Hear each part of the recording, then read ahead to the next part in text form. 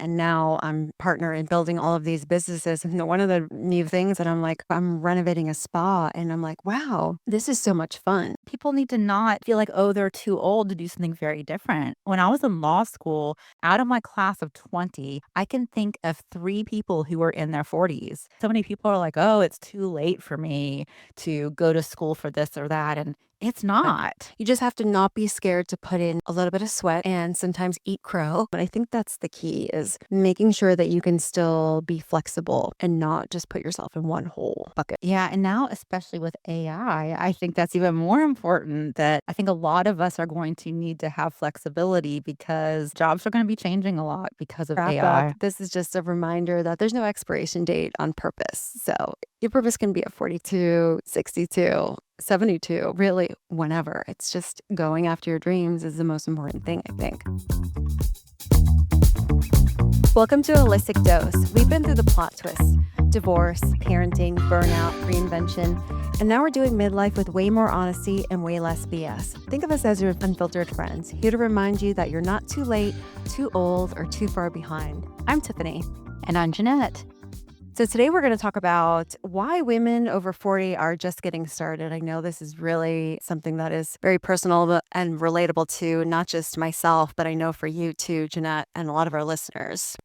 Absolutely. Yeah, so I know there's a myth that like by 40 you should have it all figured out, and we're here to say that's really not the truth, It honestly. actually makes me think of, do you remember the Sex and the City quote? It's from Carrie. I think it's from the one of the movies. And she said, enjoy yourself. That's what your 20s are for. Your 30s are to learn the lessons, and your 40s are to pay for the drinks. But I still feel like we're learning the lessons in our 40s and figuring stuff out. And it's Mhm. not just for paying for the drinks. I completely agree. Like, there's a thing with it's yeah, I think I talked about this before. I had this fear that by 40, I should have had it all figured out. I should Yeah. have arrived. And I'm just getting to that point right now. And it's so fun.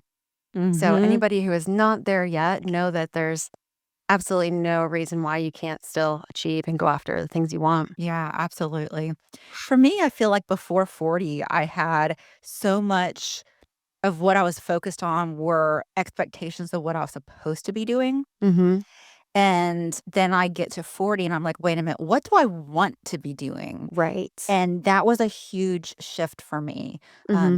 Even in my like teens, it was like, it's expected of me to go to college.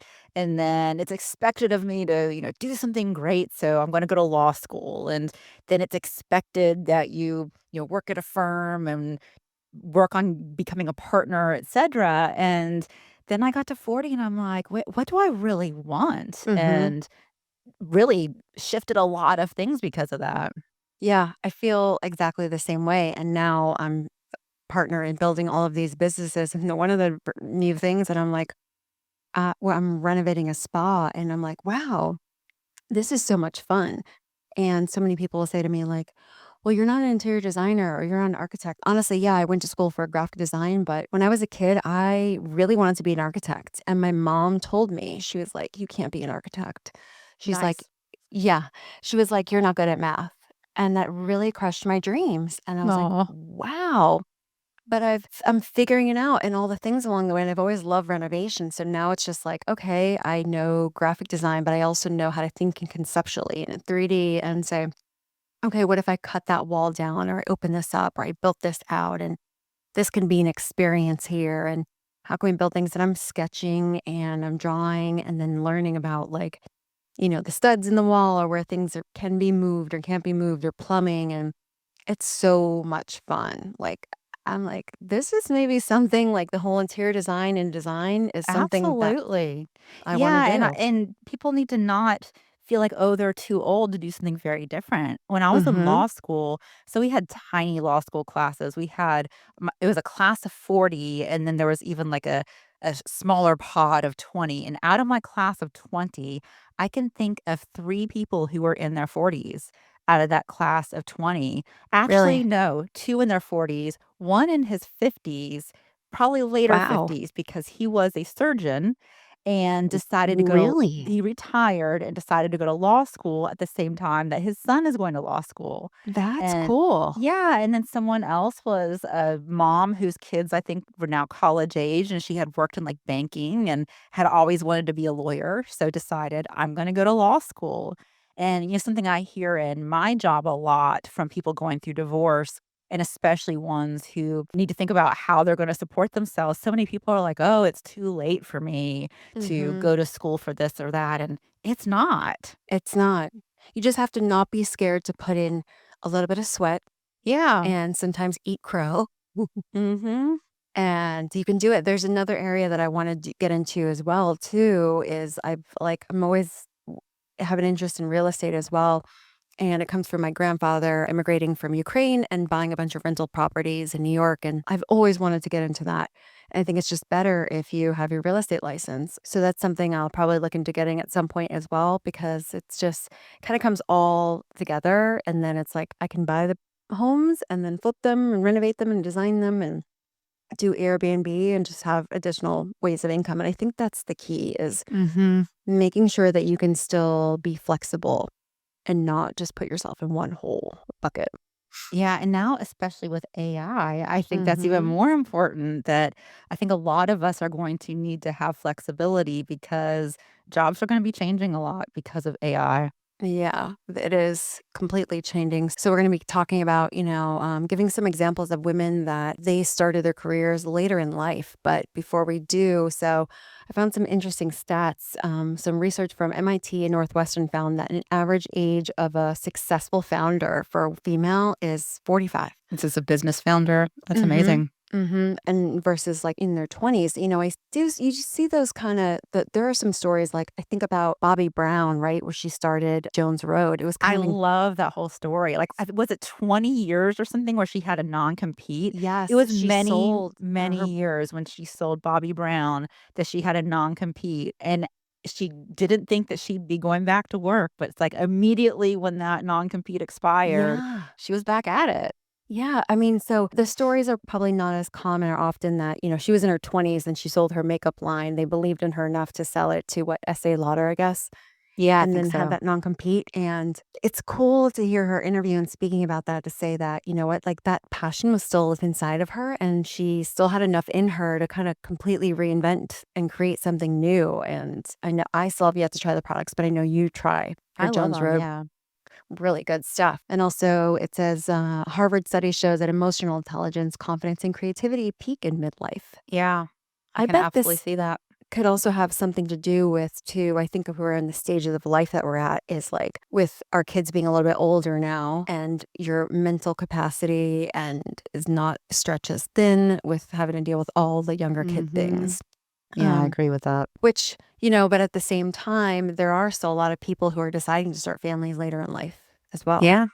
So, it's not to say that you can't if you're in your midlife, it doesn't have to be in your 40s, but it could still be in your 50s by the time some people are with their kids getting a little bit older, more independent. Well, that makes me think of Diane Keaton. Have you followed how she passed away recently? And Yeah. apparently so she never married. I really have Oh, I didn't enjoyed know that. I didn't know I much loved about her as an her, but actress. yeah, I did too, and I really have enjoyed just reading about her life. So she never married. She never wanted to marry. She said when she was young, she just Wow. knew, like, "This isn't for me." And then she adopted her children. She has 2 children, and I think she was in her 50s because, she just died at Huh. 79 and her kids are, like, 25, 26. Wow. Yeah, so she was an older mom, but that's the route that she chose and what she wanted. Did she have, like, a life partner at any point too, I or don't not think so. really? She had Hmm. some long-term relationships with some famous people, maybe Woody Allen? I could Okay. be wrong about that. Okay. And there was someone else, a couple of very famous people, but never marriage. That's interesting. Hmm. Also, I'm reading here too. So, a Stanford Center on Longevity states that women in their midlife are found happier and more purpose driven than at any earlier age, which I can relate to that. Yeah, I can too. I mean, I think that for me, that shift of what is it, focusing on myself as Hmm. opposed to people pleasing and Yeah. trying to, live according to other people's expectations. So, yeah, I mean, happiness is going to increase when you focus on your own happiness.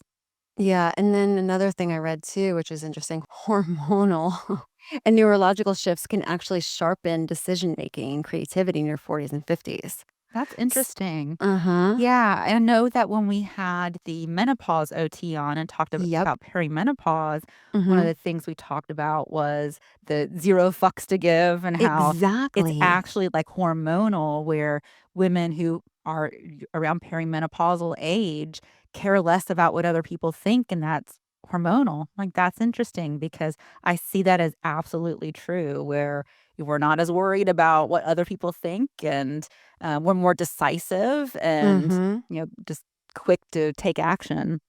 Yeah, I definitely speak my mind, probably maybe more than I should in many ways, but also we should not overshoot ourselves. Yeah. I just feel like life is so short. You keep hearing about all these famous people passing away so early, and I'm not going to let other people get in my way, but also I don't want to let myself get in my way. So I'd rather just speak up and be honest and go after what I want. And it might not be good for everybody, but that's kind of okay. Yeah. I don't know. Yeah, and then there are quite a bit when I was looking for some research on this and some of the people who got started. I love the story of Mel Robbins. So I'm sure everybody knows her by now, but motivational speaker and author and best known for her book of this 5-second rule. So at 41 is when she was like depressed and, she suffered, I think, from alcoholism a little bit and she was just feeling stuck. And then she woke out of bed one morning and was just did her countdown and 5, 4, 3, 2, 1. And that small action basically led to a whole global movement for her to create this whole like 5-second rule, get it going in the morning. And I do find for myself too, as soon as if I get out of bed like right away, rather than just linger and then go back, it's a lot harder and struggle.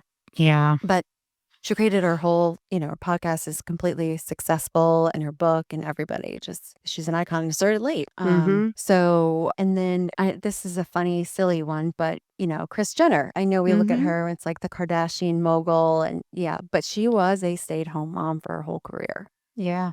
and then built this empire in her 50s. Was she in her 50s when they Keeping Up with the Kardashians was, like, the big Mhm. breakthrough for her, right? And so she Yeah. was in her 50s then? Yeah, but it kinda goes to show, like, I know that not everybody's gonna have just these kids who grow up to be a success in their household, but she was a stay-at-home mom with so many kids, and a lot of those same skills can translate to then managing, Mhm. and it doesn't mean your creative ideas are stunted, like, she's able to bring them to life, and she is just a powerhouse. Another one too is Vera Wang. So I didn't know Yeah, I this didn't about know this. This is yeah, I didn't know this interesting. about her, so she was a former figure skater and a Hmm. journalist, and then it was, like, at 40 when she entered fashion, which was pretty cool too. And then Julia Childs is another one who launched her career Oh, later in her really? 40s. Mhm. And then, one that's pretty well known too is J.K. Rowling with Harry Potter. Yeah, yeah. I love that one. I've read about that. Yeah, so at 32 is when, she started growing and started publishing her book and then really became into her empire at 40s. And then Reese Witherspoon, I know that she already had her actress career, but what she's created with her whole media company and taking, she realized that there was not enough female representation in these really strong roles. So she started really identifying through books like which writers and bought the rights to them and made movies for them. And she's just, we don't realize it, but not just for her being an actress, but all the movies that she's brought out there. And I think it's a pretty cool example there. So I think like society will tell women that like 40s, you're too late. And it's really just not too late. Mm-mm. I think, No, I think it's really the time for us to focus on being our authentic selves. mm-hmm, That's something that in the past years I've really focused on is authenticity. There's no mm-hmm, authenticity instead of just what am I supposed to be doing and just really aligning with, who am I? What are my values? What's important mm-hmm, in life? And then making my entire life align with that, which is really why I started my entire business. It was, you know what? I have these beliefs about the best way for people to divorce and what's best for families.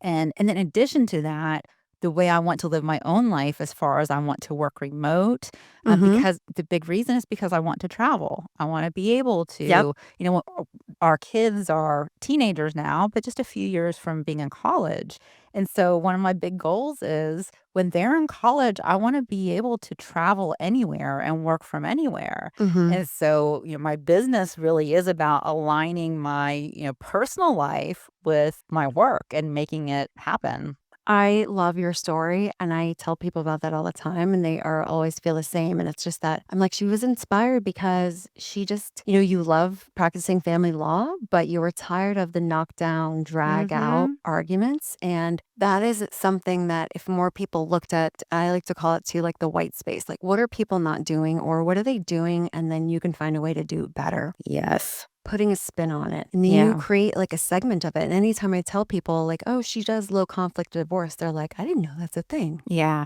Another business owner, who I used to work with once told me that she doesn't pay any attention to what the other, like, divorce law firms are doing, and I disagree with that because I want to do, like, the opposite, right? I want to Mhm. see, like, that what you call it, white space, like, Yes. I want to see where no one is and Mhm. then go there, and, Yeah.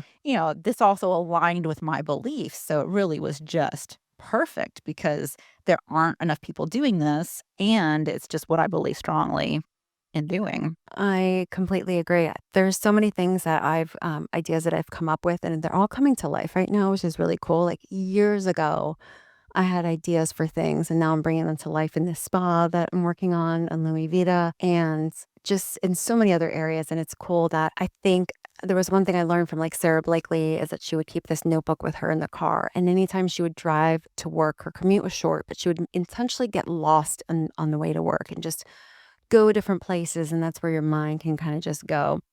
And she would just write down ideas and ideas. And I started doing that like years ago myself, not it would just be random scraps of paper that I had anywhere, and as I'm driving, I'm like, "Oh my god," and then I found a moment to stop and write down the notes.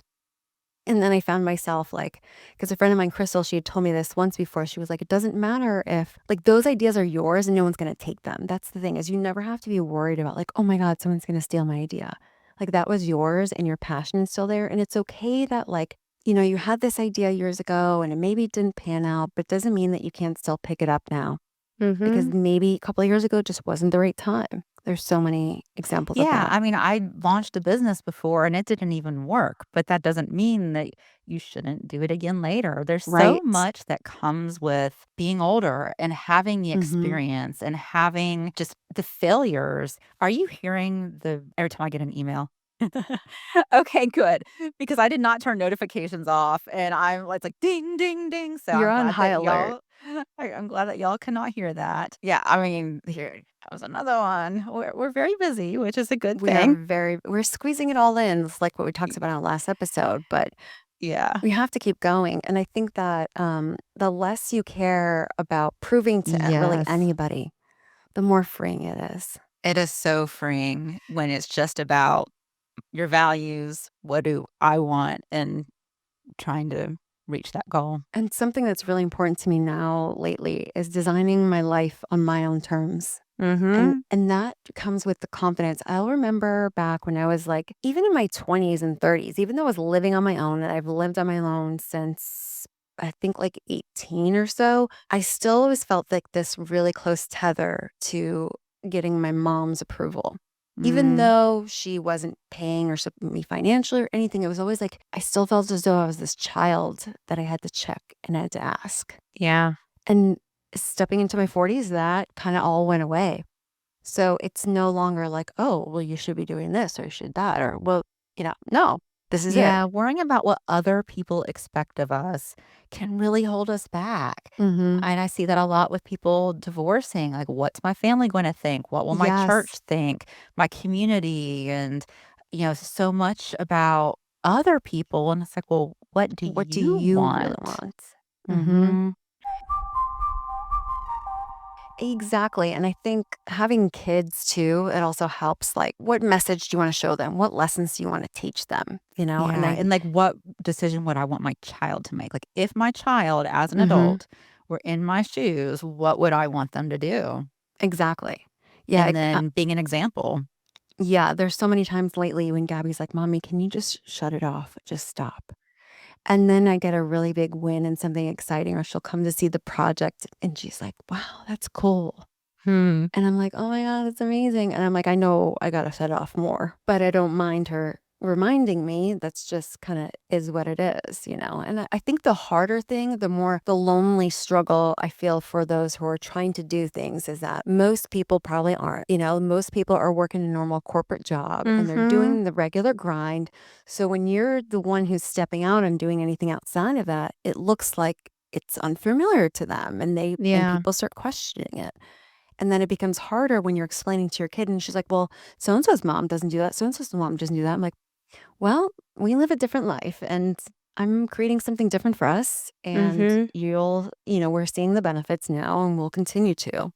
Yeah. But And also them seeing that not everything has immediate results. And I think we that's talked about this some last time. Logan actually asked me recently, "How much are you making from your podcast?" I'm like, "Well, yes. we're not making a bunch of money off of our podcast." He's like, "Well, why are you doing it?" Like, Mhm. "Well, I enjoy it. And, I'm passionate about sharing this message. And we are going to do a lot of things with this podcast. Things take Exactly. time. And, we Yes. have other things in the works, and it's kinda like a puzzle, like, things just have to come Yeah. together in their own time." Exactly. Yeah, you have to lay that foundation and know that a lot of those nothing ever comes easy like we said last time, and it's the long game. Mhm. And yeah, there was somebody regarding the podcast, somebody in one of the Facebook groups, the marketing groups in Atlanta was asking recently. They're like, "Oh, I want to start a podcast. I'm going to do like one episode a month. And should I rent a studio? What should I do?" And I'm just like, "Oh my God." I'm like, "Well," and then they want to know about money and all that stuff. And I'm like, it's not that. Like, you're going to do whatever it is, whether it's podcasts or writing a book or, starting a business or something or learning a new skill. You got to do it from the heart. Yeah, You really do. Otherwise, it's just not gonna be rewarding. I yeah, can't and really that's think of that any other way. aligning with authenticity, be authentic, Mhm. and it's going to make the product of whatever your work is so much better. I had, like, a random thought, like, that I asked Gabby of recently with these Taylor Swift songs. I'm not a Swiftie, but, like, her new album, I'm like, "Oh, I'm liking these Oh, songs." really? I haven't listened to it. I've just seen a bunch of TikToks with people Yes. hating on it. Oh, so I've seen so many TikToks of, like, people doing the dances, and I'm Oh, like, really? I've always wanted to do, like, a choreographed dance. Like, I know for my wedding, I did, like, a choreographed, like, routine, like a salsa Really? routine. Mhm. We did like a slow dance and then it moved into that. And I'm like, I've always wanted to learn like a dance routine. So I asked Gabby, I'm like, would you be willing to like learn these dance routines with me and do them? She said, yeah. And I'm like, that's something new I want to do. That is not something I'm going to make money at or have a Yeah. career in by any means.